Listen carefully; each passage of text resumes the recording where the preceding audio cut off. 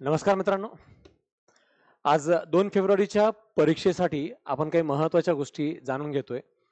खरं म्हणजे नावाप्रमाणे नेमकं काय करू? शेवटच्या 14 दिवसात नेमकं काय करू? खरंच करू का? कधी करू? कसं करू? कोणती गोष्ट केव्हा करू? या सगळ्या पॉइंट ऑफ व्ह्यूनं याचं विशेष इम्पोर्टन्स आहेच. पण एक गोष्ट नेहमी आपण लक्षात ठेवली पाहिजे, ती म्हणजे जगात जी गोष्ट जन्माला येते, ते संपण्यासाठीच येत असते. पण ती प्रत्येक गोष्ट संपते. ती प्रत्येक गोष्ट जी संपते, ती संपणारी गोष्ट ही आपल्याला एक आनंददायी हवी असते. ज्याला आपण नेहमी बोलतो, हॅपी एंडिंग पाहिजे आहे. पण तो हॅपी एंडिंग एखाद्या दिवसाचा असू शकतो, एखादा आठवडा, एखादा महिना, एखादं पुस्तक, एखादा चित्रपट, एखादी परीक्षा आणि आपली लाईफ. याचा एंड ऑल्वेज हॅपी असावा, असं आपल्याला नेहमी वाटतं. पण हॅपी एंडिंग हे सुद्धा एक एक्सपेक्टेशन आहे. आणि कोणत्या गोष्टी जिथं एक्सपेक्टेशन येतात, तिथं किमान डिस्ट्रॅक्शन येतं. कारण आपल्याला तिथं काहीतरी हवं आहे आणि ते हवंच आहे, याचा जेव्हा अजून प्रेशर क्रिएट होतो, तेव्हा अजून तणाव वाढतो. आणि असाच एक काहीतरी तणाव आता आपल्याला सध्याच्या 14 दिवसामध्ये दिसतो. आणि हे 14 दिवस आपण असं जगत असतो, जसं की ते 14 मिनिटाप्रमाणे एक तर संपत असतात, ज्यांचा अभ्यास चांगला चाललाय त्यांच्यासाठी. पण ज्यांचा अभ्यास चांगला चालतच नाही आणि आता हे कधीतरी संपलं पाहिजे असं वाटतंय, त्याला ते अगदी 14 वर्षासारखे वाटायला लागतात. कधी एक बार ते संपेल आहे.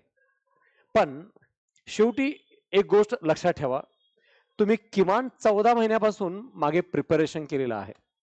किमान 14 महिने. हे कोइन्सिडन्स सांगतोय आणि गेले अल्मोस्ट 8 वर्ष झालं, 2017 पासून मी सातत्याने एक शेवटचं लेक्चर परीक्षेच्या 14 दिवस अगोदर घेत असतो. या सिरीजचाच एक पार्ट म्हणून हा लेक्चर मी आपल्या सर्वांसाठी घेतोय. तर सांगण्याचा मुद्दा आहे, की आपण सायकॉलॉजिकली एक फॅक्ट गोष्ट बघितली, तर मागच्या 14 महिन्यापासून तुम्ही किमान प्रिपरेशन केलेलं आहे. आपली तयारी बऱ्यापैकी मजबूत मागे झालेली आहे. आणि ही सगळी तयारी झालेली असतानाही आता ह्या 14 दिवसावर खूप मोठं प्रेशर क्रिएट झालेलं असतं. पण या प्रेशरमध्ये जी आपण गोष्ट लक्षात ठेवली पाहिजे, ती महत्वाची म्हणजे काय? आपण आपली तयारी ही केलेली आहे. आपण कंप्लीट तयारी केलेली आहे. फक्त ती आपल्या अपेक्षेसारखी पूर्ण झाली नाही. जसं व्हायला पाहिजे तशी झाली नाही. मला जसं करावंसं वाटतंय तशी झाली नाही. ही शंका, ही भीती नेहमी असते. ते आता तयारी 1 फेब्रुवारीच्या परीक्षेच्या पॉइंट ऑफ व्ह्यूनंही असणार आहे. आणि 1 फेब्रुवारीची परीक्षा अजून थोडंसं पुढे गेली, तरी आपल्याला तेच वाटणार आहे, की अजून 14-15 दिवस पाहिजे आहे. पण लक्षात ठेवा, हे इथून तयारीसाठी मिळणारे जे 14 दिवस आहेत, तुम्ही सगळ्यांनी हे किमान 14 महिने अभ्यास केलेलं आहे. आता पुढे 14 दिवस मिळत आहेत. तर हे 14 दिवस अनमोल आहेत. आपल्या हातातील सर्वात अनमोल रत्न याप्रमाणे या दिवसाकडे बघा. ह्याचं प्रेशर नका क्रिएट करू. ह्या 14 दिवसाचा दबाव क्रिएट नका करू. ह्या 14 दिवसाला एन्जॉय करा. तुम्ही म्हणाल एवढं टेन्शन आलेलं आहे, पास होईल की नाही भीती वाटते आणि तुम्ही एन्जॉय करायला सांगितले. तर एन्जॉयचा अर्थ आहे, तुम्ही बिझी राहा. तुम्ही जे काही वाचताय ते बिझी राहा. कंटिन्यू जे काही करताय ते रीड करा. जमेल तेवढं रिवाइज करा. जमेल तेवढं प्रॅक्टिस करा. जमेल तेवढं तुम्ही सिटिंग करा. बसा, जागेवर हलू नका. कारण थोडी जागा सोडली, थोडी जागा आपण मैदानाच्या बाहेर गेलो, की कॉन्फिडन्स लूज व्हायला लागतो. आपला कमांड जो आहे सब्जेक्टवरचा, तो डिस्ट्रॅक्टेबल व्हायला लागतो. आणि आपल्याला असं वाटतं, की अजून थोडासा वेळ मिळाला पाहिजे होता. पण तुम्ही बसलात, तर यापैकी एक गोष्ट कुठली ना कुठली तुम्ही करणार आहात. आणि तुम्ही हे करत आहात, तर हेच आवश्यक आहे पुढच्या 14 दिवसामध्ये. मग मी पुढच्या 14 दिवसामध्ये मी काय करायला पाहिजे? त्याच्याबद्दलचं माझं एक्झॅक्टली काय फोकस असला पाहिजे? कशा पद्धतीने मी तयारी करू? तर लक्षात ठेवा, माझं हे या 14 दिवसासाठी स्पष्ट ओपिनियन आहे. ते क्लिअर स्टँड हा 7-6 याप्रमाणे हे तुमचं प्रिपरेशनचं लास्ट शेड्यूल टाइम टेबल असणं अपेक्षित आहे. 7 दिवसात हे तुमचं पुढचं काम असलं पाहिजे, 6 दिवसात आणि शेवटचे 2 दिवस. हे जे 2 दिवस आहेत ते कोणते आहेत? 31 जानेवारी आणि 1 फेब्रुवारी. हे 2 दिवस रिझर्व्ह डे आहेत. जनरली आपण 1 डे घेतो रिझर्व्ह, तो घेऊ नये. माझं असं ओपिनियन आहे की जमेल तर प्रयत्न करा 2 दिवस रिझर्व्ह ठेवाया. आणि आता अभ्यासाचे शेवटचे 2 महत्वाचे शेड्यूल इथं वापरण्यात यावं. कोणते वापरण्यात यावं? अगदी मजेशीर 7 दिवस आहेत, मजेशीर 6 दिवस आहेत. आतापर्यंत अभ्यास झालाय का? झालाय. कसा झालाय? मनासारखा झालाय. नसेल झाला तरी मनासारखा झालाय हे सांगा. कारण तुम्ही गेल्या 6 महिन्यात, 7 महिन्यात, 10 महिन्यात वाचलंय, काहीतरी वाचलंय, किमान रिडिंग केलंय, किमान रिव्हिजन केलंय. आता जरी आठवत नसलं आणि मला आठवण्यासारखा अभ्यास झालाय असं वाटत नसलं तरी झालेलं आहे. काहीतरी मजबूत झालेलं आहे. फक्त सॅटिस्फॅक्शन नाही. पण सॅटिस्फॅक्शन या स्पर्धा परीक्षेमध्ये लास्ट रिझल्ट येईपर्यंत येतच नसतं. म्हणून आत्ता स्वतःला कुठेतरी एवढ्या दिवसात मागच्या 14 महिन्यात प्रिपरेशन करून आता 14 दिवसावर आल्यानंतर आपण स्वतःला विचारत असतो, माझा खरंच रिझल्ट येईल का? मी पास होईल का? मी नापास झालो तर मला घरचे काय म्हणतील? मला मित्र काय म्हणतील? माझी कंडिशन आर्थिकरित्या खूप वाईट आहे. मी आता पास नाही झालो तर मला त्याची भीती वाटायला लागली आहे. हे सगळं आपल्याला गेल्या 6 महिन्यात आठवायला पाहिजे होतं किंवा माहिती असायला पाहिजे होतं.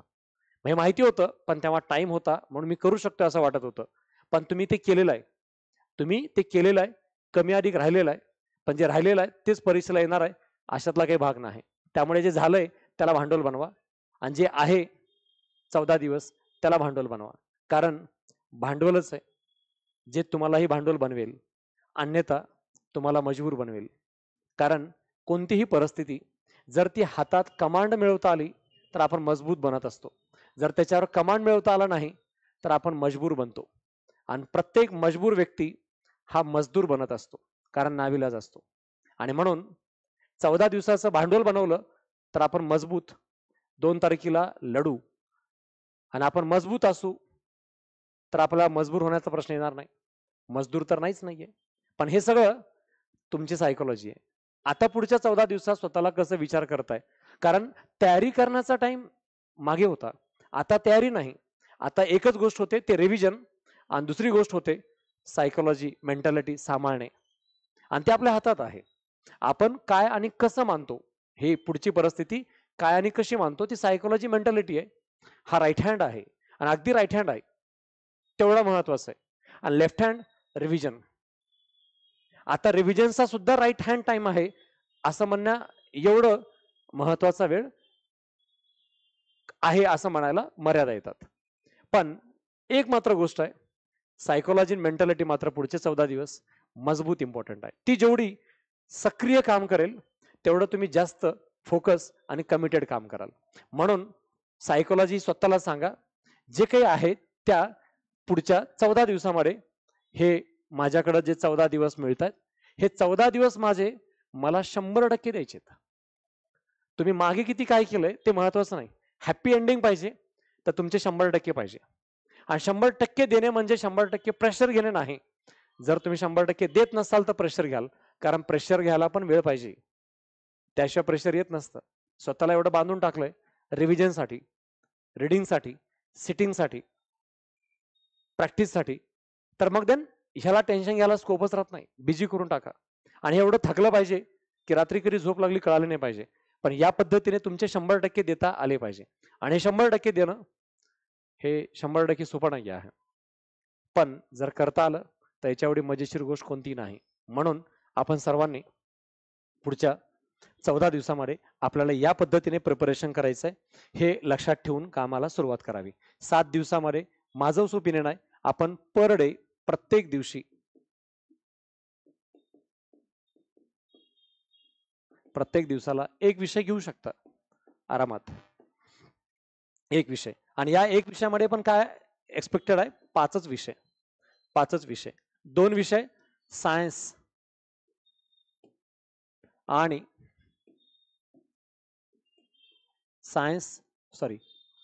करंट आणि मॅथ रिझनिंग. हे विषय दररोज 1.5 hour जे आपला नेहमीचा थिअरी आहे हे चालू ठेवा 3 तास. 2 विषय इथं गेले, बाकीचे 5 विषय. 7 दिवस आहेत, 5 विषय आरामात होतात. मजबूत वेळ मिळतो. 1.5 डे कमी अधिक वापरता येतो. 12 तास करत असाल 15 तास करा. 15 करत असला 16 करा. पण ह्या 7 दिवसातच करा. या 6 दिवसात पराक्रम करायचा प्रयत्न करू नका. पण जे काही द्यायचे 100% 7 दिवसातच द्या. आणि 7 दिवसात तुम्हाला हे 5 विषय संपवायचे आहेत. संपवलेत तुम्ही राज्यसेवेला संपवलेत. शेवटच्या 5-6 दिवसामध्ये एवढे विषय रीड केलेत, एवढ्या पद्धतीने प्रिपरेशन केलंय, ते करता येतं. जरूर करा. या पद्धतीने त्याच्याबद्दलचा विचार. आणि या 6 दिवसात पुन्हा एक बार हे जे 5 विषय करायचे हे 5 विषय इथं पुन्हा रिवाइज करा आहे. पुन्हा एक बार रिवाइज होईल. 2दा रिव्हिजन होईल. आणि तिसरं रिव्हिजन हे जे 2 दिवस आहेत 31 जानेवारी आणि 1 फेब्रुवारी इथं मिळतो 1.5 डे. 1 फेब्रुवारीला दुपारानंतर बजेट बघून कार्यक्रम बंद. बजेट नाही बघायचं तुम्हाला आहे. त्या दिवशी बजेट आहे म्हणून सांगितलं, पण तुम्ही नाही बघायचंय. आपला आपला कार्यक्रम निवांतपणे टाइमपास सुरू करायचा. 1 फेब्रुवारी रोजी हाफ डे दुपारानंतर काही करायच्या भानगडीत पडू नका.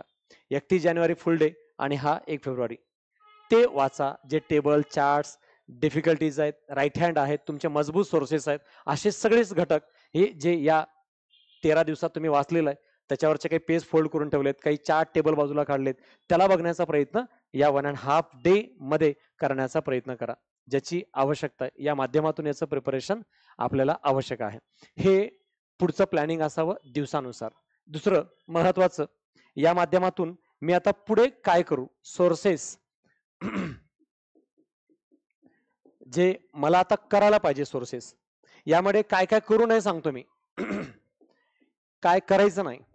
एक पहिली गोष्ट मल्टिपल सोर्सेस नाही वापरायचं. बहुसाहित्य म्हणजे मी पॉलिटीला ऑनलाईन पण बघतोय, पॉलिटीला मी 1 डे पण बघतोय, पॉलिटीला मी रेग्युलर बॅच पण बघतोय, पॉलिटीला मी नोट्स पण बघतोय, पॉलिटीला मी संदर्भ पण करतोय. एवढ्या सगळ्यातून करू नका. एक आतापर्यंत जेवढं केलंय त्याच्यानंतर एकावर ट्रस्ट करा, एकावर बिलीव्ह करा, एकावर भर ठेवा. मल्टिपल नको. दुसरी गोष्ट काय करायचं नाही. नवीन मटेरियल, कोणतेही नवीन साहित्य, हेच महत्वाचं आहे. एवढा सोर्सेस करायचं आहे. हे असं कोणी किती सांगितलं तर ते नवीन करायच्या भानगडीत कुठल्याही परिस्थितीत पडू नका आहे. दुसरी गोष्ट, लिहित बसू नका काही पण. काही लोक अजून मायक्रो करायचा, त्याला रिवाइज करण्यासाठी लिहायचा प्रयत्न करतायत. असं काहीही करू नका या कालावधीमध्ये. काय करावं या माध्यमातून आता सोर्सेसच्या पॉइंट ऑफ व्ह्यूनं जे करायचं आहे ते म्हणजे तुमचं पहिलं प्रायोरिटी असावं जे तुमचे लिखित नोट्स आहेत. तुमचं लिहिलेलं आहे किंवा क्लासमध्ये लिहिलेलं आहे किंवा क्लासच्या कोणत्या सरांचे नोट्स आहेत जे तुम्हाला कम्फर्ट झोन देतात, असे लिहिलेले नोट्स आहेत, त्याला पहिली प्रायोरिटी द्या.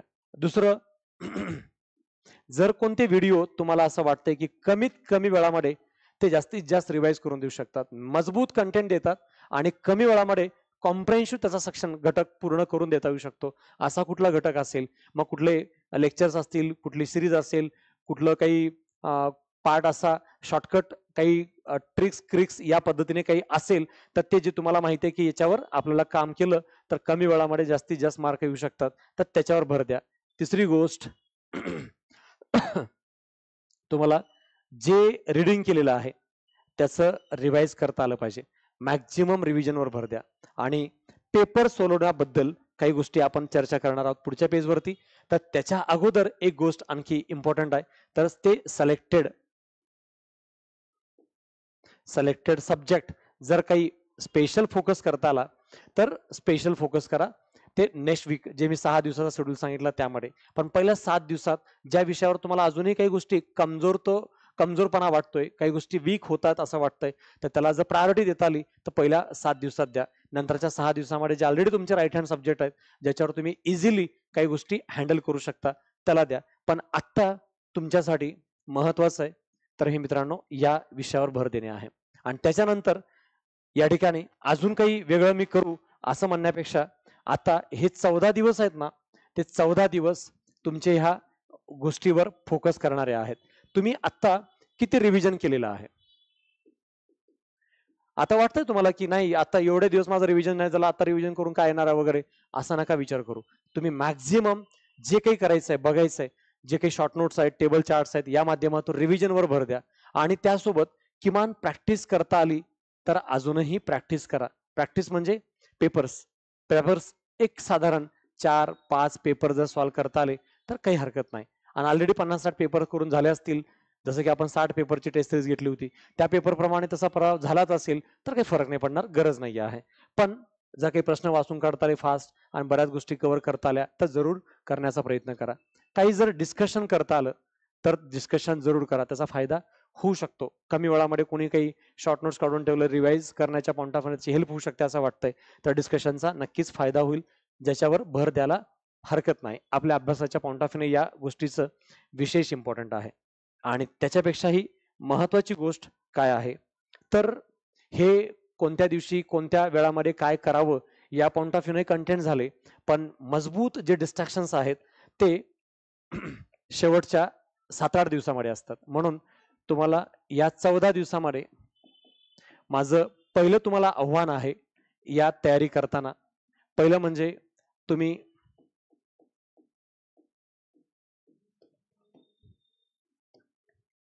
बसायला शिका. तुम्हाला वाटेल की मला आता अभ्यास होतोय असं वाटत नाही, थोडंसं कॉन्फिडन्स लूज होतोय, कमिटमेंट होत नाही, फोकस होत नाही, असं वाटतं की थोडंसं प्रेशर आलेलं आहे, आता हे थोडंसं थांबलं पाहिजे, मनासारखा अभ्यास जेवढा व्हायला पाहिजे तेवढा झाला नाही, असं काही वाटत असेल तर पहिली गोष्ट जागेवर हलू नका, बसा, बसून राहा. थोडंसं फ्रेश वाटावं, थोडंसं चेंज वाटावं म्हणून ब्रेक घ्या. कोणाशी बोलावं असं वाटतं तर बोला, पण मॅक्झिमम वेळ बसायला शिका.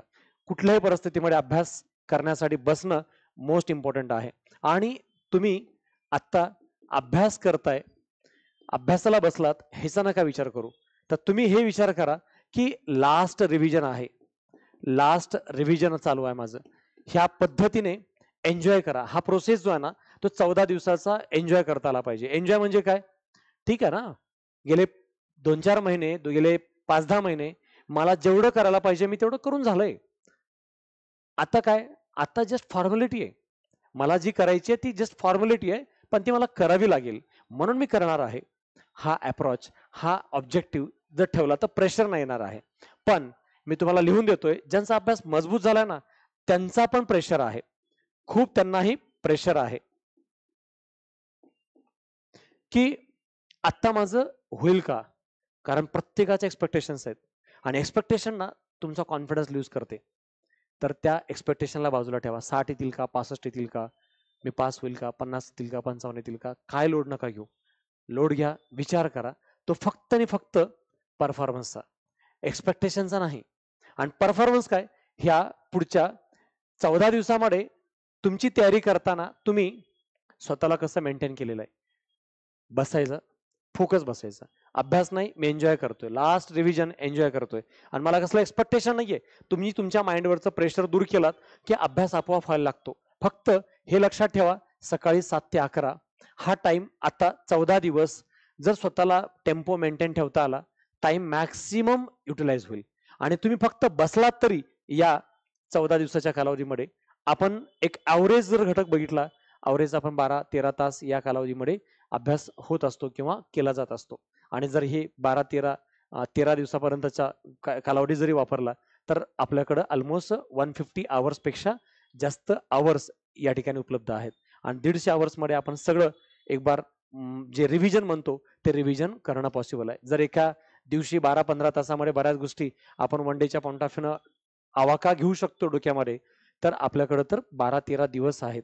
त्या 13 दिवसामध्ये आपण या सगळ्या गोष्टीला मजबूतरित्या अंमलात आणू शकतो. पण अल्टिमेट पुन्हा आपला माइंडसेट आहे. आपल्या माइंडने ठरवलंय की मला हे होईल किंवा मला हे होत नाही, तर तुम्हाला या गोष्टी म्हणाव्या तशा प्राप्त होत नाहीत. तर माइंडने ठरवलंय की प्राप्त होणार आहेत, होणारच आहेत. तुम्ही हे निश्चित करून टाका किंवा समजा स्वतःला की कुणासोबत तरी एक अद्भुत शक्ती घडते, कुणासोबत तरी एक चमत्कार घडतो आणि माझ्यासोबत चमत्कार घडणार आहे असं माना, असं मला म्हणायचं नाही. पण एक गोष्ट आहे, ती बिलीव्ह करावी लागेल. ती बिलीव्ह करावी लागेल. मला 60 कसे पडतात, पडणार आहेत, कसे पडणार आहेत, कोणत्या विषयात पडणार आहेत, किती पडतात, ह्या सगळ्याबद्दल अनेक वेळेला मी सांगून झालेलं आहे. या 60 मार्कांबद्दल आपल्याकडे 7 विषय आहेत आणि 7 विषयामध्ये आपण हे 60 मार्क घेण्याच्या पॉइंट ऑफ व्ह्यूनं निगेटिव्ह करून आपण प्रिपरेशनचं प्लॅनिंग केलेलं होतं प्रत्येक सब्जेक्टमध्ये. अवरेज 10 ते 11 10 ते 11 जर पडले तर आपण अवरेज या 7 सब्जेक्टच्या पॉइंट ऑफ व्ह्यूनं 70 मार्कापर्यंत पोहोचतो आणि निगेटिव्ह करून आपल्याला 60 घ्यायला हरकत नाही असं आपण चर्चा केली होती. आणि हे आता मी 60 का बोलतोय, लास्ट 3 वर्षात कन्सिस्टंटली कंबाईन मेन्सचा स्कोर 72 74 75 चा कट ऑफ रेट लागलेला आहे मेन्सचा. आणि ज्यांचं तेव्हा 65 68 पडले होते ते लोक बाहेर पडलीत आणि तीच लोक आता पुन्हा प्रीला असणार आहेत. ग्रुप सी चा कट ऑफ मागे 17 मार्काला लागला कारण जागा खूप जास्त होत्या, विद्यार्थी प्रपोर्शन जास्त घेतलं म्हणून लोअर मेरिट आलेलं आहे. म्हणून मग आता ग्रुप BC च्या परीक्षेला आता कट ऑफ मेरिट कमी लागेल असं म्हणण्याचा ऑप्शन नाही. कारण तुलनेनं मागील पेक्षा आता जागा अजून कमी आहेत आणि तयारीला वेळ बराच जास्त मिळालेला आहे आणि मागील 2 वर्षात बऱ्याच विद्यार्थ्यांची जॉईनिंग झालेली नाही. त्यामुळे ते विद्यार्थी अजून पुढच्या पदाची तयारी करताना या ठिकाणी पुन्हा दिसणार आहेत. त्यामुळे आपण मिनिमम 55 मिळणार आहेत याप्रमाणे आपली तयारी झालेली आहे. 60 आपलं एक्सपेक्टेशन आहे, पण याचा दबाव न घेता आपण स्ट्रॅटेजिकली जाणं आणि या पद्धतीने प्रिपरेशन करणं गरजेचं कसं आहे. मागील अनेक लेक्चरमध्ये मी अनेक वेळा बोललोय, आता फक्त तुम्हाला हे रिमाइंड करून देतोय की तुमचे जे कोणते विषय बेस्ट आहेत त्या बेस्ट सब्जेक्टवर या पद्धतीने फोकस करा. हिस्ट्री, जिओग्राफी, पॉलिटी, इकॉनॉमी हे 40 मार्क कसे राहतात याच्यावरती आपण फोकस करावं. करंट या माध्यमातून इथं एक 10 मार्क घेता येईल. सायन्स या अंतर्गत किमान 10 घेता येईल आणि मॅथ आणि रिझनिंग याच्यावर अराउंड आपल्याला 10 ते 12 मार्क मिळवता येतील असा प्रयत्न व्हावा. हे 40 आणि 30 70 72 होतात. निगेटिव्ह करून तुम्ही 55 ला यायला काही हरकत नाही. हे मी जरी जास्त वाटत असले तर एखाद्या विषयामध्ये जास्त येतात, पण 10 11 12 पण पोहोचतात. अनेक विद्यार्थ्यांनी पॉलिटी किंवा जिओग्राफीमध्ये 10 12 13 मार्क पण घेतलेले आहेत असं विद्यार्थ्यांचेच कमेंट आहेत. तर मग या माध्यमातून कोणत्या विषयात 12 येतील, कोणत्या विषयामध्ये 8 पण येतील, काही हरकत नाही. पण अवरेज आपलं 55 मेंटेन राहायला पाहिजे. यासाठी अजून अभ्यास वाढवा, अजून रिव्हिजन वाढवा असं मी म्हणत नाही, पण नक्कीच मूल्यमापन वाढवा, थिंकिंग वाढवा, माइंडसेट बनवा, सायकोलॉजीला प्रिपेअर करा. स्वतःला शांतपणे 10 मिनिटाचा वेळ संध्याकाळी झोपण्याच्या अगोदर द्या. या पद्धतीने जर तुम्ही त्याच्यावर फोकस केलात तर तुम्हाला नक्कीच मार्ग सापडेल. कारण प्रिपरेशन झालेलं आहे. आता ग्राउंड वर्कच्या पेक्षा ग्राउंडवर जे वर्क केलंय त्याच्यावर थोडंसं तुम्ही मेंटली सायकोलॉजिकली मजबूत राहणे जरुरी आहे. कारण परीक्षा ही फक्त तुमच्या संख्यात्मक प्रगतीची नाही, तुमच्या मानसिक गुणवत्तेची आहे, गुणात्मकतेची आहे, तुमच्या सायकोलॉजीची पण आहे. म्हणून पुढचे 14 दिवस तुम्ही स्वतःला खूप पॉझिटिव्ह ठेवणं गरजेचं आहे. कारण ही परीक्षा जर एवढ्या संख्यात्मक पद्धतीनेच काम करणारी असती तर लोक रट्टाच मारले असते आणि जे काही आहे ते पाठच करून टाकले असते आणि त्याच्यावरच भर देण्याचा प्रयत्नही झाला असता. पण माझं तुम्हाला स्पष्ट ओपिनियन आहे की हे सरळ करताना पहिली गोष्ट तुम्ही ऑलवेज सकारात्मक राहण्याचा प्रयत्न करा.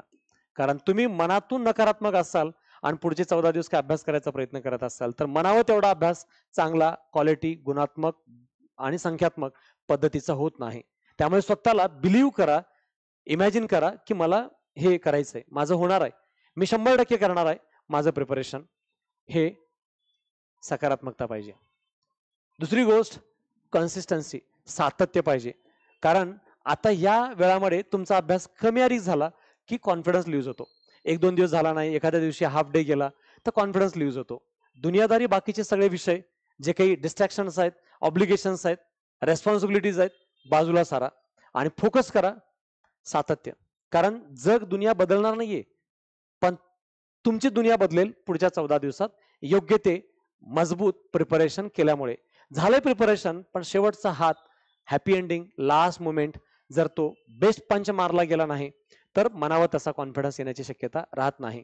कारण शेवटी ह्या जगात सगळेच युद्ध, लढाया हे फक्त मेहनत करून जिंकता येत नाही. काही गोष्टी मेहनत न करता सुद्धा स्ट्रॅटेजिकली, तर काही गोष्टी मेहनतीसोबत स्ट्रॅटेजी करून, तर काही गोष्टी मेहनत, स्ट्रॅटेजी आणि सायकोलॉजी याद्वारे जिंकता येतात.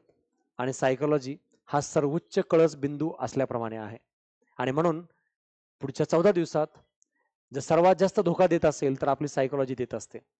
ते लवकर बिलीव्ह सिस्टमच उभा करू देत नाही की तू करशील, तुझं होणार आहे, तू करायला पाहिजे असं एक कॉन्फिडन्स येण्यासाठी जशा गोष्टीची आवश्यकता असते तशा गोष्टी येताना दिसत नाहीत.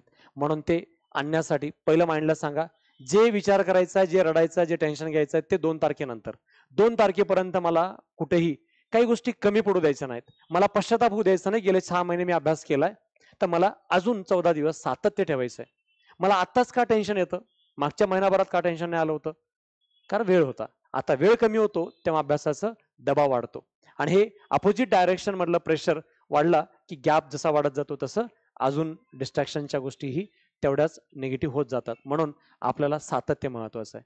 आणि सर्वात महत्वाची गोष्ट, तुम्ही सक्सेसवर बिलीव्ह करताय, तर त्याप्रमाणे आपण आपले हे 14 दिवस जेवढी शांतता ठेवता येईल, तेवढी शांतता ठेवायचा प्रयत्न करा. कारण तुमची मशीनच जर डिस्ट्रॅक्टेबल होत असेल, तर सकारात्मक थॉट्स आणि कन्सिस्टंट प्रिपरेशन काम नाही करू शकत. हे कूल डाऊन पाहिजे. काय होतं ते उद्या जगात आहे. पण स्वतःचा टेम्पो 14 दिवस कसा मेंटेन ठेवता येईल आणि कन्सिस्टंट प्रिपरेशन करता येईल आणि या माध्यमातून तशी बिलीव्ह सिस्टम स्ट्रॉंग करता येईल, याच्यावर भर ठेवा. कारण पुढचे 14 दिवस याच गोष्टीवर विशेष काम करण्याची आवश्यकता राहते. आणि ह्या 3 गोष्टी सोबत आता कुठल्याही पद्धतीने जर काही टाळायचं झालं, तर निगेटिव्ह लोकं टाळा, निगेटिव्ह ठिकाण टाळा, निगेटिव्ह बोलणं टाळा. आणि ह्या गोष्टी जेवढ्या टाळलेत आणि ह्या गोष्टी जेवढ्या मेंटेन केलेत, ह्या दोन्हीला सर्वोच्च परमोच्च बिंदूवर घेऊन जाणारी ती गोष्ट आहे, ती म्हणजे तुमची हेल्थ. दुनियादारी काही हो, पण तुम्ही जर आजारी पडले, तुमची तब्येत जर बिघडली, मग तुम्ही इथं काही पण करत असाल तरी मशीन सिस्टम काहीच काम नाही करणार आहे.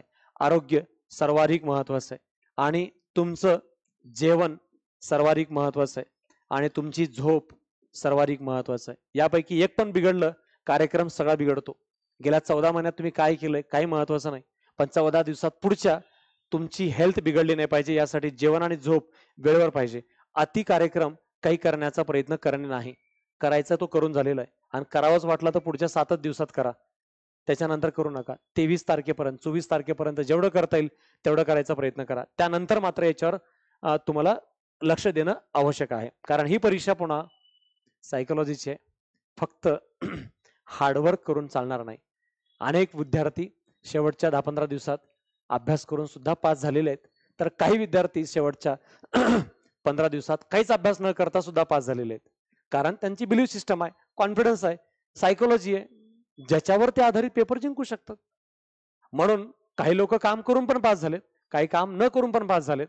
कारण ते आधी अगोदर कधी ना कधी केलेलं आहेत काम, म्हणून होत असतं. पण आपण आपण आपलं आपलं आयडियल मध्यम वर्ग चालू ठेवायचा. ना वर्स्ट आहे ना अति बेस्ट आहे. कन्सिस्टन्सी मेंटेन आहे, तर रिझल्ट 100% आहे. कुठले टॉपिक करायचे आहेत, काय करायचं आहे, हे सगळं तुम्हाला ऑलरेडी अनेक व्हिडिओमध्ये सांगून झालंय. त्यामुळे त्याच्यावर अधिक वेळ न घालवता मी तुम्हाला 14 तारखेसाठी शेवटचे 14 दिवस तुम्ही कोणत्या विषयावर भर ठेवावा आणि कशा पद्धतीने करावं, ह्या सगळ्याबद्दलचे काही घटक जे मला सांगणं जरुरी वाटलं त्याच्यावर भर दिलेला आहे. आणि लास्ट महत्वाचा शब्द, सायन्स, करंट आणि मॅथ रिझनिंग ह्याची साथ दररोज सोडू नका. ह्याच्यासाठी 4.5 तास रिझर्व्ह ठेवा. 4.5 तास म्हणजे 1.5 तास, 1.5 तास, 1.5 तास, 4.5 तास आपला कार्यक्रम कन्सिस्टंट या 3 विषयाला चालू ठेवा. आणि त्याच्याशिवाय इकडे बाकी जे पॉलिटी, इकॉनॉमी, जिओग्राफी आणि हिस्ट्री आहे, यासाठी मात्र फुल डे काय कसं वापरायचं तसं वापरा. एका दिवशी 2 विषय घ्या, एका दिवशी 2 विषय घ्या, एका दिवशी 1 विषय घ्या, काही पण करा. पण याला कन्सिस्टंटली इम्प्लिमेंट ठेवा. आणि इकडं 4.5 तास, बाकी दुनियाभर दिवसभर याला जेवढा वेळ द्यायचा तेवढं द्या. पण रीडिंग करण्याच्या ऐवजी रिव्हिजन करता येईल याच्यावर जास्तीत जास्त फोकस ठेवा. वेळ वाचवता येईल असं काही पण करा. म्हणजे नोट्स वाचा, ऑडिओ ऐका, व्हिडिओ ऐका, ज्याच्यातून प्रोडक्टिव्ह काही पण करता येईल याच्यावर भर देता येईल का, याचा प्रयत्न जास्तीत जास्त करा. कारण तेच तुम्हाला रिझल्ट देणार आहे. आणि आपण सगळ्यांनी खूप मजबूत अभ्यास केला गेल्या 14 महिन्यामध्ये, त्याच्यावर विश्वास ठेवा. माझा विश्वास आहे तुमच्यावर की तुम्ही गेले 14 महिने काहीतरी काही खूप मेहनत केलेली आहे, खूप चांगला अभ्यास केलेला आहे.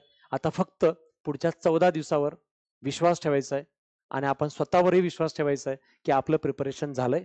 आता फक्त एक फॉर्मॅलिटी म्हणून 14 दिवस स्वतःची हेल्थ, स्वतःची झोप आणि परीक्षेवर, आपल्या अभ्यासावर विश्वास ठेवून आत्मविश्वासानं पुढचे 14 दिवस कन्सिस्टंट प्रिपरेशन करा. रिझल्ट पुढे दिसेल. रिझन मजबूत आहे तुमचं मनात, मला यासाठी पास व्हावंच लागेल, माझ्या कंडिशनमुळे, माझ्या फॅमिलीसाठी, माझ्या फ्रेंडसाठी, माझ्या सोबतच्या व्यक्तींसाठी, माझ्या समाजासाठी, देशासाठी, पैशासाठी, नोकरीसाठी, कशासाठी पण पण मला पास व्हावं लागेल, मला पास व्हावं लागेल. ह्याला माझ्यासाठी पर्याय नाही आहे. आणि पर्याय नाही तर 14 दिवस मजबूत अभ्यास करा. जर तुमचं रिझन स्ट्रॉंग आहे तर रिझल्ट स्ट्रॉंग येणार आहे. ह्या गोष्टीवर बिलीव्ह करा आणि 14 दिवस तुमच्या मनातलं जे रिझन स्ट्रॉंग आहे त्या रिझनला मजबूत बनवा आणि 14 दिवस जाग्यावरून हालू नका. रिझल्टमध्ये त्याचं कन्व्हर्जन झाल्याशिवाय राहणार नाही. या पद्धतीने पुढच्या 14 दिवसाचं मजबूत वापर करा. रिझल्ट मजबूत आल्याशिवाय राहणार नाही. पुन्हा भेटू पुढच्या व्हिडिओमध्ये. थँक्यू. All the best. काळजी घ्या आणि चांगला अभ्यास, मजबूत अभ्यास आणि उत्तम अभ्यास चालू ठेवा. थँक्यू.